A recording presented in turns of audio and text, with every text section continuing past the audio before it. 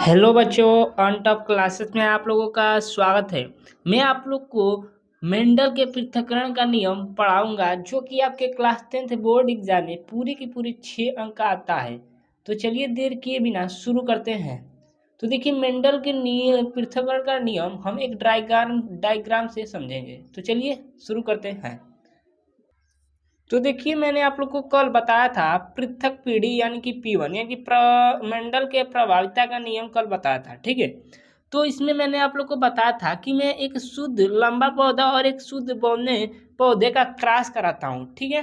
तो यहाँ पर मैंने आप लोग को बताया था कि अगर मैंने यहाँ पर जो शुद्ध लंबा पौधा है ना, उसको कैपिटल T से कल बताया था, ठीक है। इसको कैपिटल T से प्रदर्शित करते हैं। अब जो शुद्ध बौना पौधा है, जिसको कि स्मॉल टी से प्रदर्शित करते हैं, ठीक है। तो जिसमें हम लोग का क्या आया था, यहाँ पर देख लीजिए। यहाँ पर हम लोग का आया था कि इसमें सभी जो पौधे होंगे क्या होंगे, लंबे होंगे, ठीक है।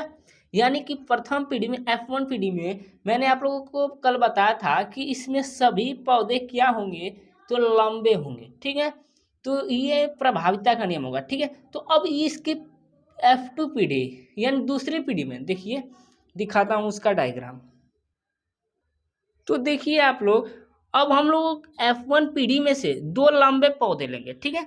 तो देखिए, लंबे पौधे जो कि दो लेंगे, ठीक है, लंबे दो पौधे लेंगे, जिसको देखिए टी और स्मॉल टी, ठीक है, यानी कैपिटल टी स्मॉल टी, इन दोनों का जब क्रॉस कराते हैं तो क्या बनता है।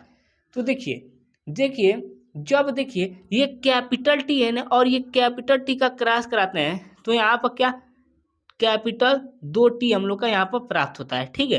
अब देखिए, जब स्मॉल टी और कैपिटल टी का जब क्रॉस कराते हैं, तो यहाँ पर कैपिटल टी और स्मॉल टी बनता है, ठीक है।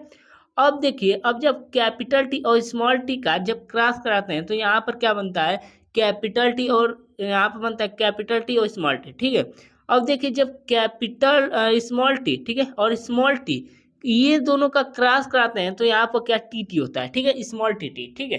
तो यहाँ पर क्या हो गया, तीन लंबे पौधे हो गए, ठीक है। यहाँ पर क्या तीन लंबे पौधे हो गए, और इसमें क्या दो एक एक क्या हो गया, बौना पौधा, ठीक है।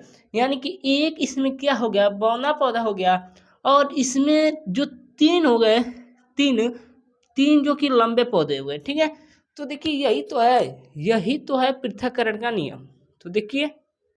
तो देखिए यही तो मैंने अभी बताया कि जब प्रथम संतानीय पीढ़ी यानी F1 पीढ़ी के विषम युग्मन जी के पौधे में स्वपरागण करते हैं, तो द्वितीय संतानीय पीढ़ी F2 के सदस्यों में परस्पर विपरीत लक्षणों का एक निश्चित अनुपात में पृथक्करण हो जाता है। यानी कि यहाँ पर क्या हुआ, तीन लंबे पौधे हो गए और एक क्या बौना पौधा हो गया, ठीक है। यानी कि तीन संबंध एक के अनुपात में क्या हो जाते हैं, अलग हो जाते हैं, ठीक है।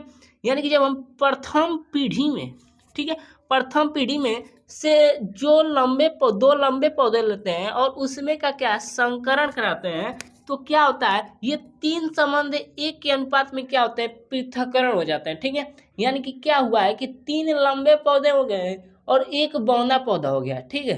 तो यही तो है पृथक्करण का नियम। तो देखिए, अतः इन लक्षणों से पृथक्करण का नियम कहलाता है, ठीक है। तो इससे युग्मन की शुद्धता का नियम भी कहते हैं, ठीक है। तो आप लोगों को पूरे आसान तरीके से समझ में आ गया होगा मेंडल के पृथक्करण का नियम, ठीक है। आप लोग को ऐसा कोई नहीं बताएगा, ठीक है। तो चलिए दोस्तों, कैसी लगी यह वीडियो, अगर वीडियो पसंद आई हो तो चैनल को सब्सक्राइब कर दीजिए और वीडियो को लाइक कर दीजिए। तो मिलते हैं अगले वीडियो में, तब तक के लिए धन्यवाद।